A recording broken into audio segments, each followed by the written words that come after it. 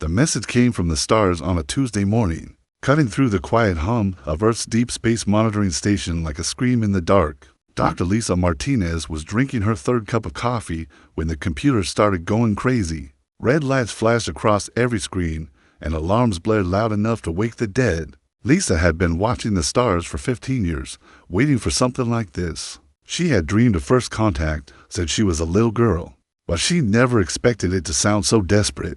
The signal was unlike anything they had ever received. It was not the careful, mathematical greeting scientists had always imagined. This was raw panic broadcast across the galaxy.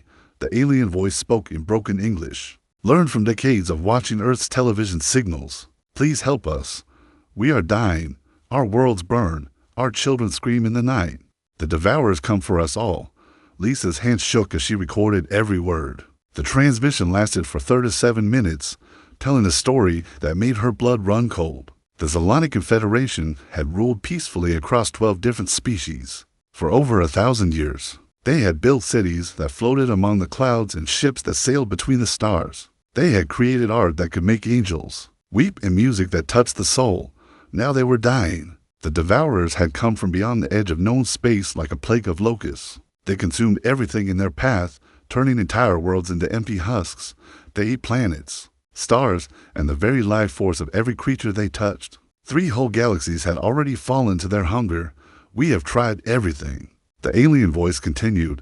We sent our greatest warriors, but they were consumed. We offered them tribute, but they took it and still came for us. We tried to hide, but they found us. We tried to run, but they are faster. There is nowhere left to go. The voice paused, and Lisa could hear what sounded like crying in the background. We know you are a young species. We know you have not traveled far from your homeworld, but we have watched your transmissions. We have seen your stories of war and struggle. You fight when others would surrender. You stand when others would fall. We need warriors, not diplomats. We need someone who knows how to fight the impossible. Fight.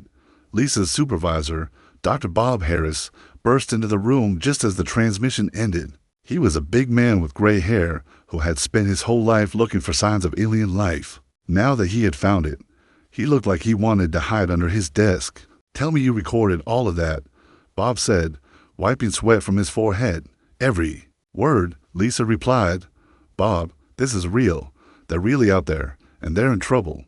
Within 6 hours, the message had reached the highest levels of government. President Williams called an emergency meeting with the Joint Chiefs of Staff, the head of NASA, and anyone else who might have an opinion about humanity's first contact with alien life. The debate raged for 3 days. Some wanted to ignore the message entirely. It's not our fight, argued General Thompson. We barely made it to Mars last year. What business do we have fighting space monsters? Others wanted to send diplomats and scientists. This is a chance to learn from an advanced civilization, insisted Dr. Patricia Webb from the Science Council. We should send our best minds, not our best fighters. But it was Commander Jake Sullivan who changed everything. Jake was not supposed to be in that meeting. He commanded Earth's newly formed Interstellar Response Division, which was basically 3 ships and a prayer. Most people forgot the division even existed. Jake only got invited because someone mixed up his paperwork with the Space Force commander. Jake listened to the arguments for 2 hours before he finally spoke up. With respect, sir, you're all missing the point. These aliens didn't ask for our scientists or our diplomats. They asked for fighters, and last time I checked, that's what we do best. General Martinez leaned forward. Commander, we don't even know if our weapons will work against these creatures. We don't know anything about space combat. Hell, we don't even know how to get there. Jake shrugged. Then we learned. Look, I've read the transcript. These Zolani people sound nice enough, but they've been at peace for 1,000 years. They probably wouldn't know how to fight their way out of a paper bag. Meanwhile, we've been fighting each other for our entire history. We know war. We know how to adapt. We know how to do the impossible when everything looks hopeless. The room fell silent. Finally, President Williams spoke. Commander, are you volunteering for what amounts to a suicide mission? Yes, sir, Jake replied without hesitation. But I won't be going alone. I want to take my team. That team was something to see. Tony Russo had been blowing things up for the military for 20 years and could make a bomb out of kitchen supplies. Amy Chen could fly anything with wings, engines, or even a good strong wind. Pete Williams was a medic who had patched up soldiers in every conflict of the last decade. Kate Murphy was an engineer who could fix or build anything she put her mind to. They were not the heroes anyone expected. Tony swore like a sailor and told jokes that would make a priest blush. Amy had been court-martialed twice for unauthorized stunts. Pete had a gambling problem, and Kate had never met a rule she did not want to break. But they were exactly what Jake wanted. These people don't need perfect soldiers. He told his team as they prepared for launch, they need problem solvers. They need people who can think on their feet when everything goes wrong. The ship they gave them was called the Defiant, which seemed appropriate.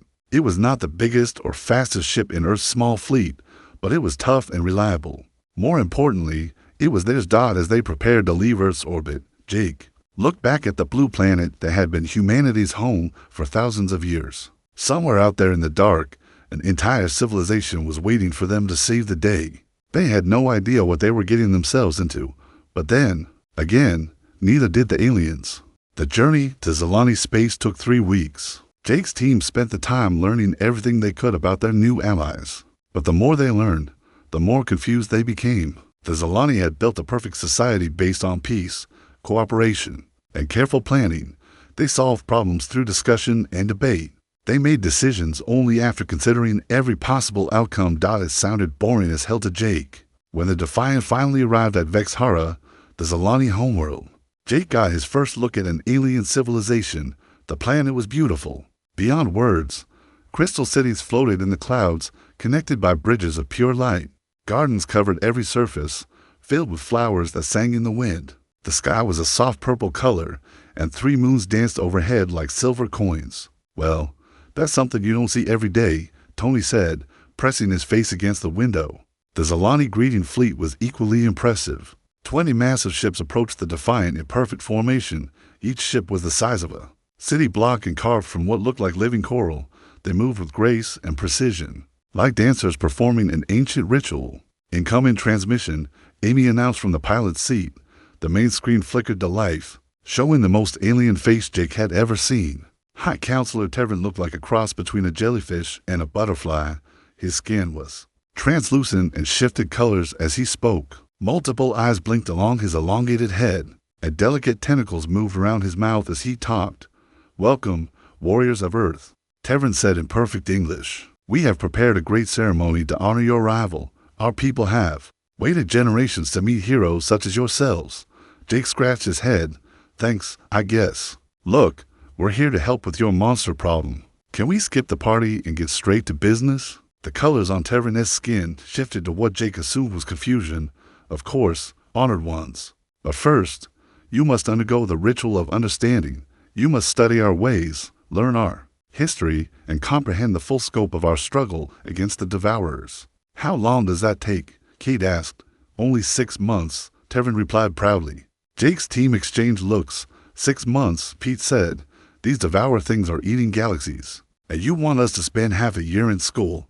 The Zalani delegation that met them at the spaceport was a sight to behold. Representatives from all 12 species had gathered to welcome Earth's champions. They looked like creatures from a fantasy movie.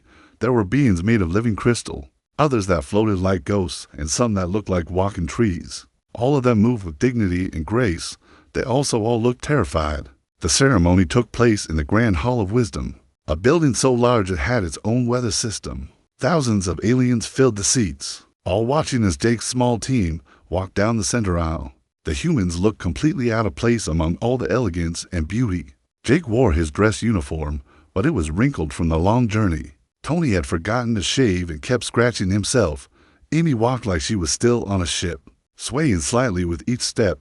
Pete looked around nervously, and Kate was obviously trying to figure out how everything worked. Tevin began the ceremony by presenting Jake with the sacred text of war. The books were beautiful, bound in materials that shifted and glowed. They contained thousands of years of military wisdom from the greatest generals in Zalani history. Jake flipped through the first book for about 10 minutes before closing it. "This is all theory," he said.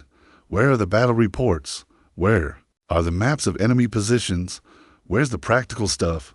The assembled crowd murmured in shock. No one had ever dismissed the sacred text so quickly. "Honored warrior," Tevin said carefully, "these texts contain the wisdom of ages. Our greatest minds have spent lifetimes studying these strategies. And how did that work out for them? Jake asked, because from what I hear, you're still losing. The colors on Terran's skin shifted to deep red, which Jake was pretty sure meant anger or embarrassment. Maybe both. The real problem started during the War Council. The Zalani had prepared detailed holographic displays showing every battle they had fought against the Devourers. Each defeat was analyzed in painful detail, with charts and graphs explaining exactly why their careful strategies had failed. Jake's team spread out around the room, completely ignoring protocol. Tony leaned against a wall, picking his teeth. With a toothpick, Amy sat backwards in her chair, spinning it slowly. Pete was eating snacks from his pocket, and Kate was poking at the holographic controls to see how they worked. As you can see, Terran explained, we have calculated the optimal retreat routes for each of our remaining worlds. When the Devourers attack, we can evacuate 93.7% of our population to safety. What about the other 6.3%? Jake asked. The room fell silent. They will be sacrificed for the greater good, Terran said quietly. Jake stood up. No, they won't. I beg your pardon. You don't sacrifice anybody. That's not how this works. Jake walked over to the holographic display showing Devourer positions. These things have been chasing you around for how long? 17 years, 4 months, and 16 days, a Zalani general replied, and in all that time, have you ever tried fighting back?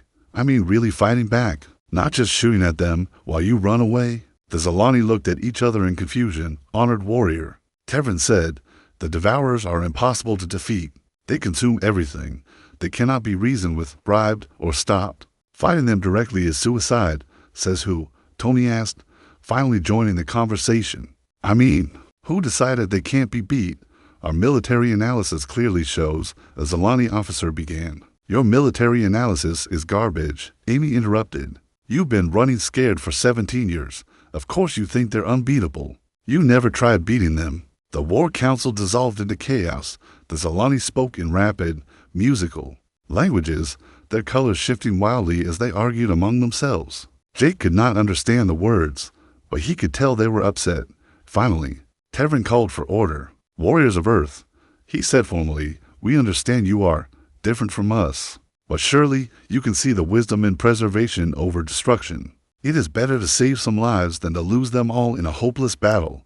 Jake looked around the room at all the beautiful, peaceful aliens who had never learned how to fight for what they believed in.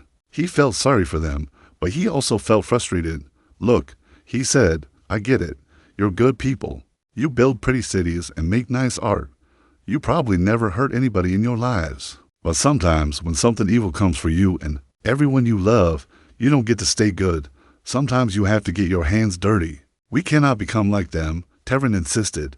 We cannot let their violence corrupt us. Then you'll die, Pete said simply, and so will everyone else. The meeting ended badly. The Zalani were polite, but clearly disappointed. They had expected Earth to send wise generals or brilliant scientists. Instead, they got 5 humans who seemed more interested in fighting than thinking. As Jake's team returned to their quarters, they could hear the aliens talking in worried voices. Kate had managed to understand some of their language using the ship's computer. They're saying we're not what they expected, she reported. They think we might be more dangerous than helpful. Good, Jake said. Dangerous is exactly what they need right now. But as he lay in his bed that night, listening to the strange sounds of an alien world, Jake wondered if the Zalani were right. Maybe humans were just too violent, too crude, too different to help these peaceful people.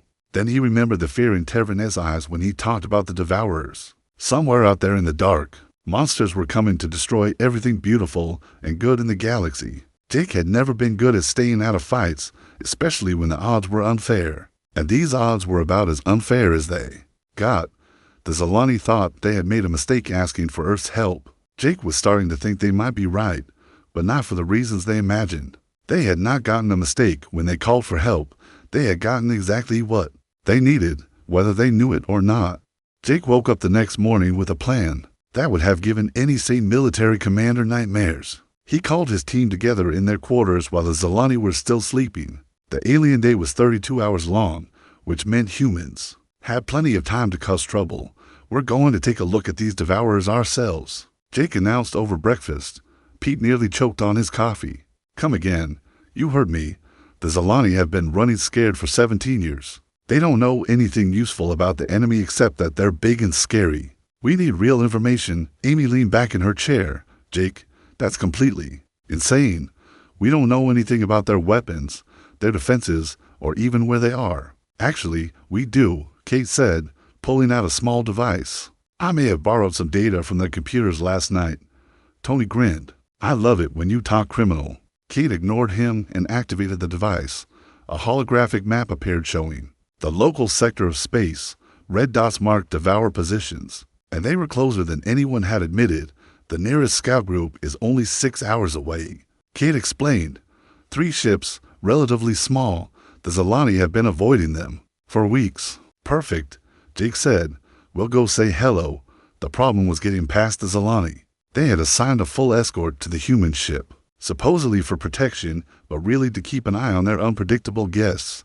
Jake needed a distraction. Tony provided it by accidentally setting off the fire suppression system in the main hangar. While the Zalani rushed to deal with the chaos, Amy quietly powered up the Defiant and slipped away from the space station. They're going to be so mad, Pete said as they cleared the planet's atmosphere. They'll get over it, Jake replied, especially when we bring back something useful. The journey to Devour territory was tense. Everyone knew this was probably suicide, but no one wanted to be the first to say it. The Zalani had described the Devourers as unstoppable monsters that consumed everything in their path. Jake's team was about to find out if that was true. The first sign of the enemy was the silence. Space around the Devour position was completely empty. No radio signals, no debris, no signs of life. It was like flying into a void. Sensors are picking up 3 large objects ahead, Amy reported. They matched the Zalani descriptions of Devour ships. Jake studied the display. The enemy vessels looked like giant sea creatures made of metal and bone. Each one was the size of a city, covered in spikes and strange growths. They pulsed with an organic rhythm, as if they were alive. They're beautiful, Kate whispered. They're disgusting, Tony corrected. Can we get closer? Jake asked. Amy checked her instruments. I can get us within scanning range, but if they detect us, we're dead. Do it. The Defiant crept forward like a mouse approaching sleeping cats. The Devourer ships grew larger and more terrifying with each passing minute. Jake could see movement on their surfaces, like insects crawling over a corpse. I'm picking up energy readings, Kate reported. These things are definitely alive. They're generating power through some kind of biological process. What about weapons? Jake asked. Plenty of those too. Energy cannons, missile pods, and something that looks like it could eat other ships. Pete was scanning with the medical sensors. Jake, you need to see this. These things aren't just ships, they're creatures. Living organisms with mechanical parts grafted onto them. The revelation was disturbing. The Devourers had not built their ships. They had grown them. In some communications intercepts, Amy announced. Looks like they're talking to each other. The sound that came through the speakers was unlike anything they had ever heard. It was not language in any human sense. It was more like the sound of a million insects screaming in harmony. The noise made Jake's skin crawl. Can you make sense of it? He asked Kate. Working on it. The computer is trying to find patterns. Kate frowned at her display. This is weird. It's not really communication. It's more like shared thoughts. They're all thinking the same thing at the same time. What are they thinking about? Hunger. They're always hungry. That was when everything went wrong. One of the Devour ships suddenly turned toward the Defiant. Lights began flashing along its hull. A weapon started charging. They found us, Amy said, her hands flying over the controls. I'm getting us out of here. But instead of running, Jake made a decision that would haunt him for the rest of his life. Ram them? What? Amy shouted. You heard me. Ram the smallest one. I want to get inside. Jake, that's suicide. Maybe. Do it anyway. Amy Chen had been flying for 15 years, and in all that time, she had never been asked to deliberately crash her ship. But she was also a soldier, and soldiers followed orders, even crazy ones. The Defiant accelerated toward the nearest Devourer ship like a bullet fired from a gun. The alien vessel tried to turn away, but it was too slow. The human ship struck it just behind what looked like its head, punching through the organic hull and into the creature's body. The impact nearly killed everyone on board. Alarm screamed as hull breaches opened throughout the ship. Emergency. Systems activated, sealing off damaged sections. Somehow, The Defiant's reinforced nose cone held together, just long enough to create a small pocket of survival inside the enemy vessel. "Everyone alive," Jake called out through the smoke and sparks. "Defiant alive," Tony groaned from where he had been thrown against a bulkhead. "We're inside," Pete reported, checking his medical scanner. "The atmosphere is breathable, sort of. High oxygen content, but there's something else mixed in. Smells like rotting meat." Jake grabbed his rifle and headed for the airlock. "Let's go exploring." The interior of the Devourer's ship was a nightmare made real. The walls were not metal, but living flesh that pulsed with a steady heartbeat. Strange fluids dripped from the ceiling, and the floor was covered with a carpet of moving tendrils that reacted to their footsteps. "This place gives me the creeps," Tony muttered, keeping his explosives ready.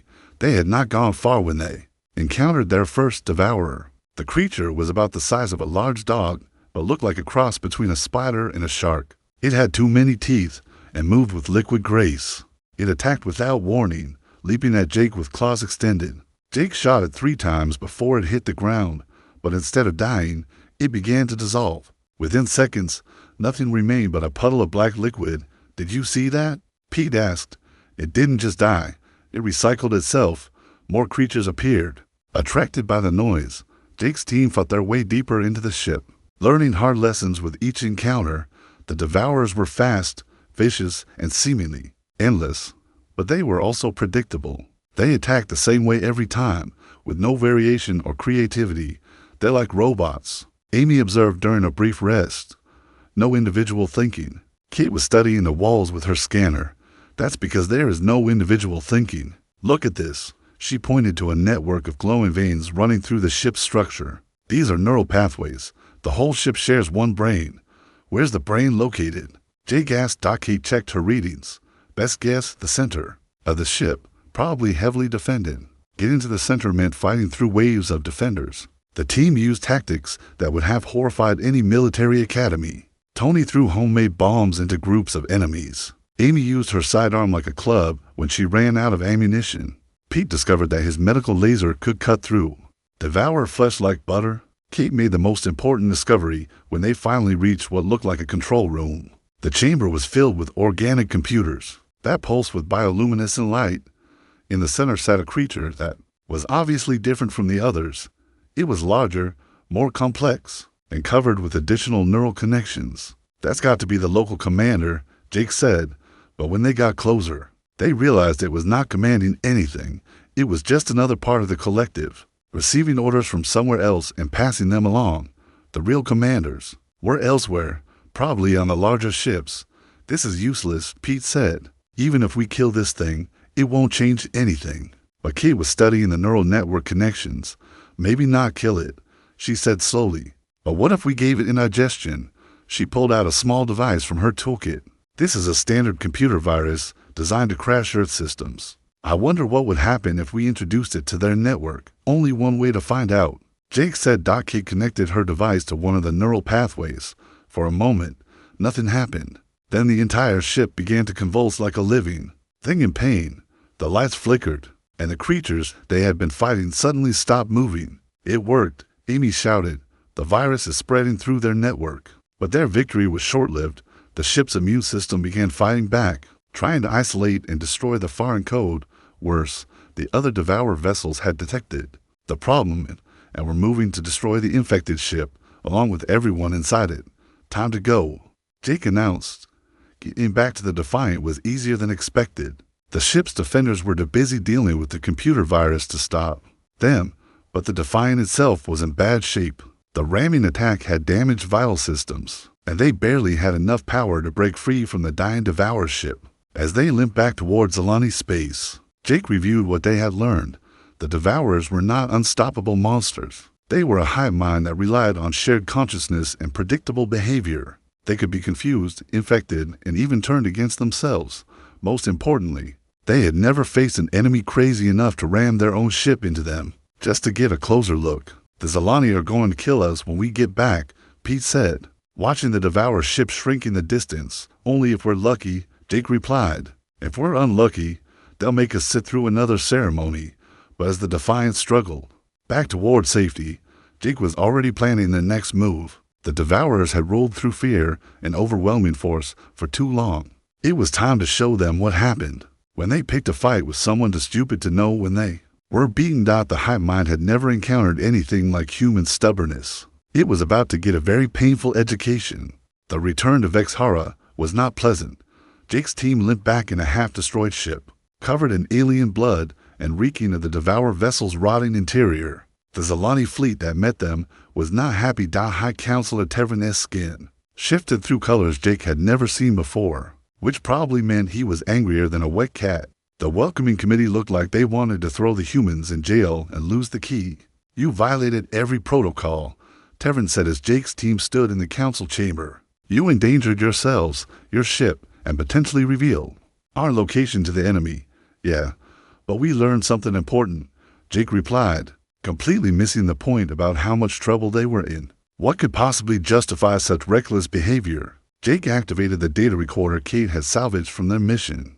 Holographic displays showed the interior of the Devourer's ship, the hive mind connection, and most importantly, the moment when Kate's virus had shut down their defenses. The council chamber fell silent. For 17 years, the Zalani had believed the Devourers were invincible. Now they were looking at proof that the monsters could be hurt.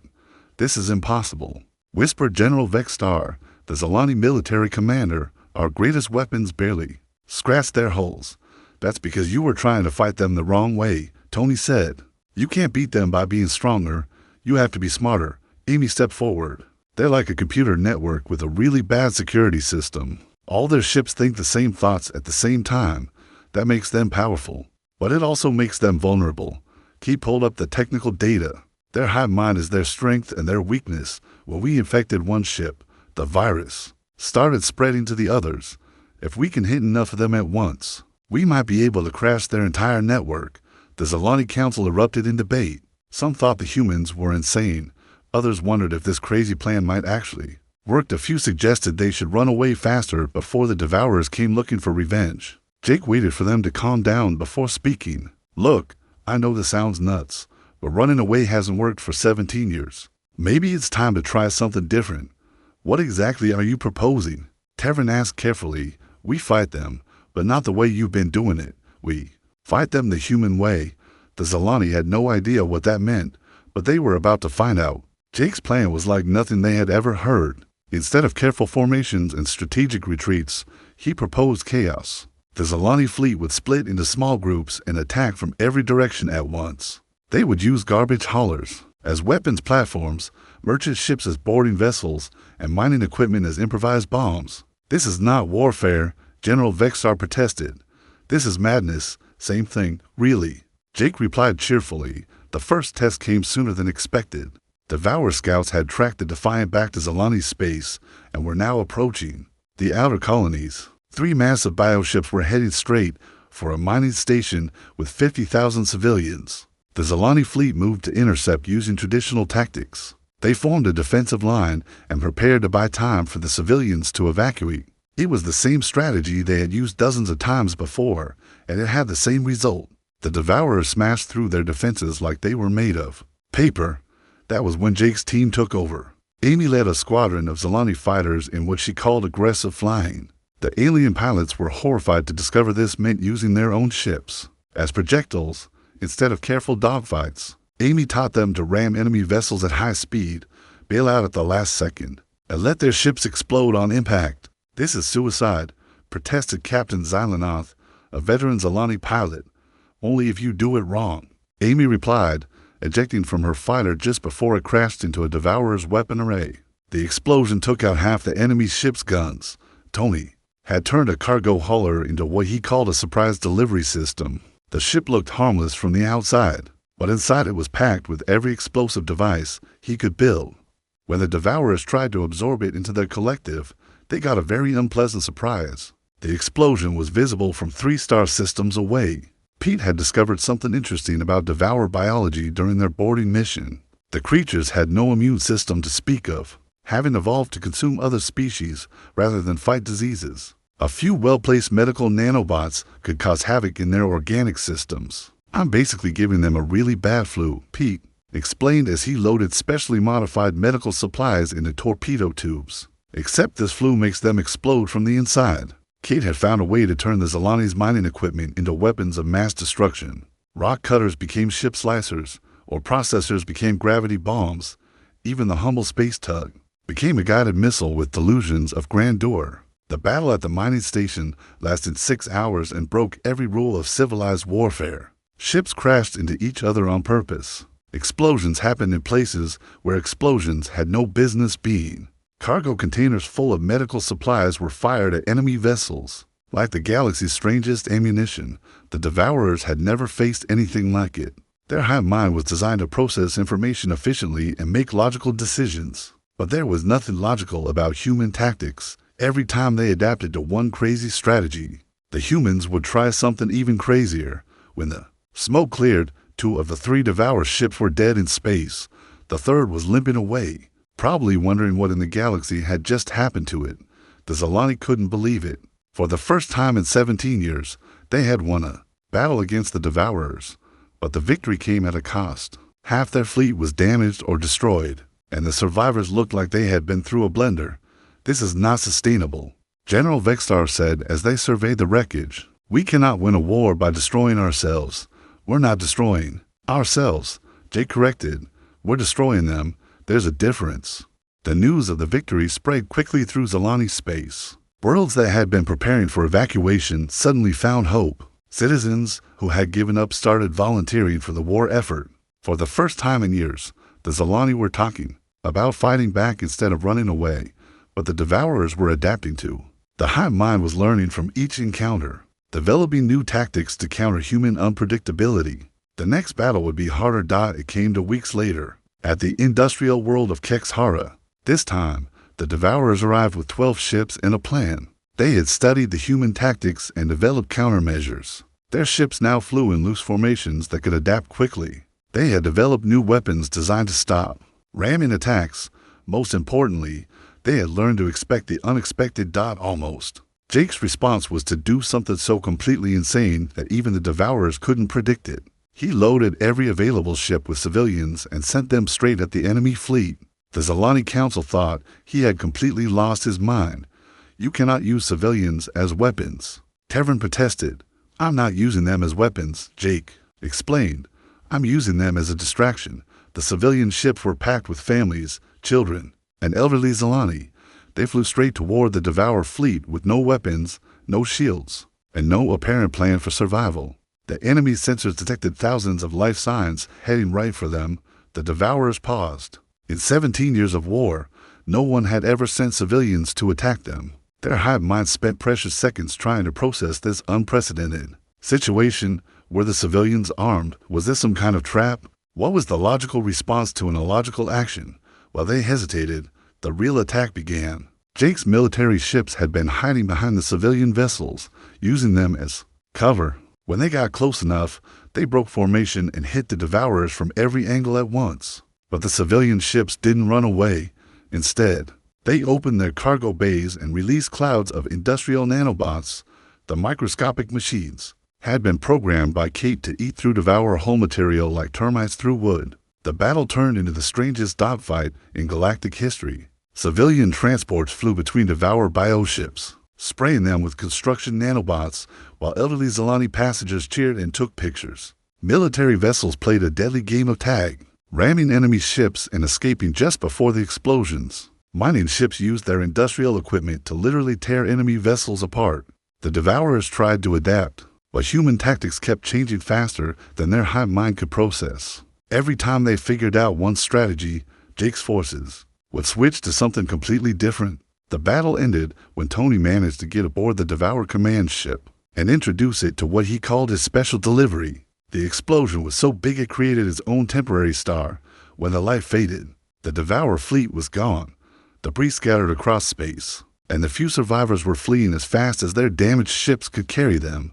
The Zolani had won another impossible victory, but Jake knew it wouldn't last. The Devourers were learning. Soon they would adapt to human tactics completely, and then the real war would begin. But for now, the galaxy had learned something important. The unstoppable Devourers could be stopped. The invincible enemy could be beaten. All it took was someone crazy enough to try. As Jake watched the celebration on Kexhara's surface, he wondered what the Devourers would do next. Their hive mind was probably analyzing every second of the battle, looking for patterns and weaknesses. Let them analyze, Jake thought. Humans had been surprising each other for thousands of years. They were just getting started on surprising. The rest of the galaxy. The war was far from over, but for the first time, it felt like they might actually have a chance to win it. The final battle came sooner than anyone expected. 6 months after Jake's team first arrived in Zalani space, long-range sensors detected the largest Devourer fleet in recorded history. Over 1,000 bioships were heading straight for the heart of Zalani civilization, led by something the size of a small moon.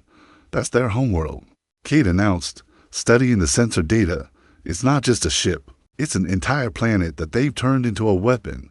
The Zalani High Council held an emergency session that lasted 3 days. They debated evacuation plans, discussed surrender terms, and calculated how long they could delay the inevitable.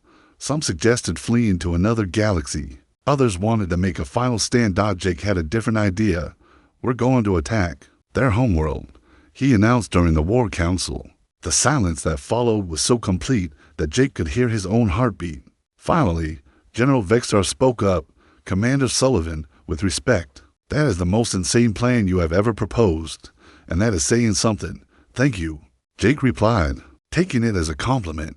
Terrane's skin had turned a pale gray color that Jake was pretty sure meant terror. Their homeworld is protected by their entire fleet.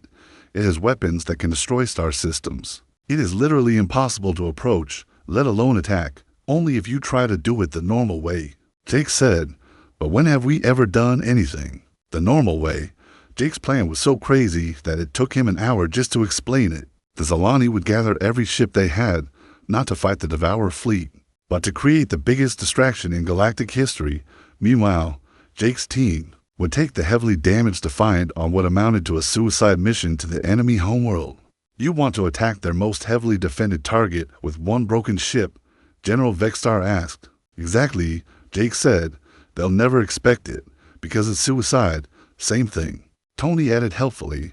The hardest part was convincing the Zalani to let them try. 3 species threatened to leave the Confederation rather than support such a ridiculous plan. To others demanded that Jake undergo psychological evaluation. Even Terran, who had grown to respect the humans, thought they had finally gone too far. But time was running out.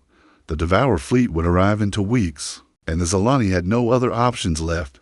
In the end, they agreed to Jake's plan, because it was the only plan they had. The preparation took every day of those 2 weeks. Kate worked around the clock to repair the Defiant's engines. Tony built bombs that were less explosion and more controlled destruction of reality. Amy practiced flying maneuvers that would have been impossible if physics had any say in the matter. Pete prepared medical supplies for injuries that probably didn't have names yet. Jake spent his time doing something that surprised everyone. He studied human culture. What are you doing? Amy asked, finding Jake surrounded by books, movies, music, and art from Earth. Research, Jake replied, not looking up from a collection of Shakespeare plays. I'm trying to figure out what makes us so hard to understand. We're not hard to understand. We're just complicated. Exactly. The Devourers think in straight lines. They see a problem. They find the most efficient solution. They implement it. But humans don't work that way. We argue with ourselves. We change our minds. We do things that don't make sense just because we feel like it. Jake held up a copy of Hamlet. This guy spends an entire play trying to decide whether to kill his uncle. Any Devourer would have just eaten the uncle and moved on. But humans? We write poetry about our indecision, and that helps us how? Jake grinned. I'm going to show the Devourers what human culture really looks like. All of it. The good, the bad, the beautiful, and the completely insane. I want to see what happens when a hive mind tries to process the collected works of humanity. The battle began exactly as planned, which meant it immediately went completely wrong. The Zalani fleet engaged the Devourer forces at the edge of the star system, using every crazy tactic Jake had taught them. Ships exploded in impossible colors. Weapons fired ammunition that shouldn't have existed. The laws of physics filed a formal complaint and were promptly ignored. The distraction worked perfectly. The Devourer fleet was so busy trying to understand what the Zalani were doing that they didn't notice one small, heavily damaged human ship slipping past their defenses. The Defiant's final approach to the Devourer homeworld was less flying and more controlled falling. The ship held together through willpower, duct tape, and what Tony swore was pure stubbornness. They crashed through the planet's outer defenses like a meteor, leaving a trail of debris and confused enemy fighters. Jake had expected the homeworld to be a fortress. Instead, he found something much worse. It was a paradise. The planet's surface was covered with beautiful gardens and flowing rivers. Crystal cities reached toward the sky like prayers made solid. Art and music filled the air with impossible beauty. It looked like the Zalani homeworld, except bigger and more magnificent. "They're not destroyers," Pete whispered as they surveyed the landscape. "They're collectors." Kate's scanner readings confirmed the horrible truth. The Devourer homeworld was built from the remains of every civilization they had conquered. They had taken the best parts of 1,000 different cultures and combined them into something beautiful and terrible. "They're not evil," Amy realized. "They think they're preserving these cultures by absorbing them." The hive mind's central nexus was located in the heart of the largest city. It looked like a cathedral made of living crystal, pulsing with the combined thoughts of billions of devourer minds. Guards surrounded it, but they were more like priests than soldiers. Inside was surprisingly easy. The devourers had never needed to guard against infiltration, because no one had ever been crazy enough to try it. Jake's team walked through the front door like tourists visiting a museum. The central chamber was breathtaking. Floating crystals held the memories and personalities of every species the devourers had ever consumed. Their thoughts and dreams swirled through the air like visible music. At the center of it all sat the core mind, a being of pure thought that coordinated the entire devourer civilization. "Welcome," the core mind said without speaking. Its voice echoed inside their heads like distant thunder. "We have been expecting you." "Yeah, well, we brought presents," Jake replied, pulling out Kate's modified communication device. The core mind studied the humans with curiosity rather than hostility. "You are the species that taught the Zalani to fight with chaos. We have tried to understand your tactics, but they follow no logical pattern. That's because logic is overrated," Tony said, setting up his explosives around the chamber's power sources. "We do not wish to destroy you," the core mind continued. "Your culture shows promise. We would preserve it, add it to our collection. You would become part of something greater than yourselves." "Thanks, but we're good," Jake said, connecting Kate's device to the central communication hub. "We prefer being part of something smaller and more annoying." "What are you doing?" the core mind asked, its voice showing the first hint of concern. Jake smiled. "I'm going to show you what humanity really looks like." He activated the device, and every piece of human culture they had brought with them began broadcasting directly into the devourer hive mind. Music, literature, movies, art, philosophy, history, and the entire contents of Earth's internet flooded into their collective consciousness. The effect was immediate and catastrophic. The devourer hive mind was designed to process shared experiences and unified thought, but human culture was anything but unified. It was contradiction and conflict made manifest. Love songs next to war poetry, comedy mixed with tragedy, profound wisdom followed by cat videos. The core mind screamed without making a sound. Across the galaxy, every devourer ship suddenly stopped what it was doing as their pilots experienced their first taste of individual thought. Some discovered curiosity and began asking questions they had never thought to ask. Others found humor and started laughing at things that weren't supposed to be funny. Most disturbing of all, they began to disagree with each other. "What have you done?" the core mind demanded, its voice fracturing into multiple personalities. "We introduced you to free will," Jake replied. "Congratulations, you're now officially individuals." The hive mind began to collapse as billions of devourer minds suddenly developed their own opinions. Some wanted to continue the conquest. Others wanted to explore art and music. A few decided they were tired of being part of a collective and wanted to start their own smaller groups. The beautiful chamber around them began to shake as the planetary consciousness tore itself apart. Arguments broke out between different sections of the core mind. Some parts wanted to preserve human culture, others wanted to destroy it, and a few were too busy trying to understand the concept of pizza to participate in the debate. "Time to go," Amy announced as pieces of the ceiling started falling. The escape from the devourer homeworld was less dramatic than their entrance, mainly because the planet's defenses were too busy having philosophical discussions to shoot at them. Fighter pilots, who had been part of a unified force minutes earlier, were now arguing about the meaning of existence instead of following orders. As the Defiant limped away from the dying planet, Jake watched the Devour fleet through the rear. Cameras. Ships that had moved in perfect formation for millions of years were now scattered across space. Like confused children, some were trying to maintain their old patterns, others were experimenting with new flight paths, and a few had apparently decided to become artists and were using their weapons to create colorful explosions. The war was over, but not because anyone had won. It had ended because one side had suddenly discovered they didn't want to fight anymore. They were too busy figuring out who they were as individuals. 6 months later, Jake's team prepared to return to Earth. The galaxy was a very different place than when they had arrived. The former Devourer Empire had split into thousands of independent communities, each exploring different aspects of the cultures they had absorbed. Some had become artists, others philosophers, and a few had opened restaurants specializing in the foods of conquered civilizations. The Zalani Confederation had grown from 12 species to over 100 as former Devourer territories joined them. Trade and cultural exchange flourished across the galaxy. Art and music from 1,000 different worlds filled the space lanes. "You saved us all," Tevin said as he presented Jake with the Order of Galactic Heroes, the highest honor the Confederation could bestow. "We didn't save anybody," Jake replied, politely declining the medal. "We just introduced you to the concept of being really, really annoying. You did the rest yourselves." As the Defiant departed for Earth, Jake reflected on what they had accomplished. They had been sent to fight a war, but instead they had started a cultural revolution. The Devourers had wanted to preserve civilizations by absorbing them. Humans had preserved them by teaching them to argue with each other. "Think we'll get a hero's welcome when we get home?" Amy asked. "Probably," Jake said. "Right before they court-martial us for starting an interstellar incident. Worth it though." Tony added, "Did you see that one Devourer trying to write poetry? Funniest thing I've ever seen." Pete was reading the latest reports from the former Devourer territories. Says here they've established something called the Galactic Philosophical Society. They spend all day debating the meaning of existence. Better than spending all day eating galaxies. Kate observed. Jake's final report to Earth Command was characteristically brief. "Mission accomplished. Aliens needed help. We gave them us.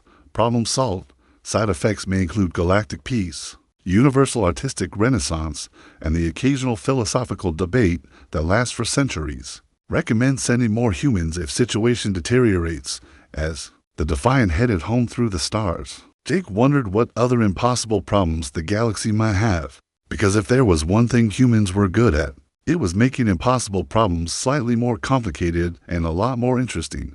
Behind them, in the space they were leaving, former enemies were learning to be friends, conquerors were becoming artists, and the greatest threat the galaxy had ever known was discovering the joy of disagreeing with itself. Sometimes the best way to solve a problem was to become an even bigger problem, and nobody was better at being a problem than humanity.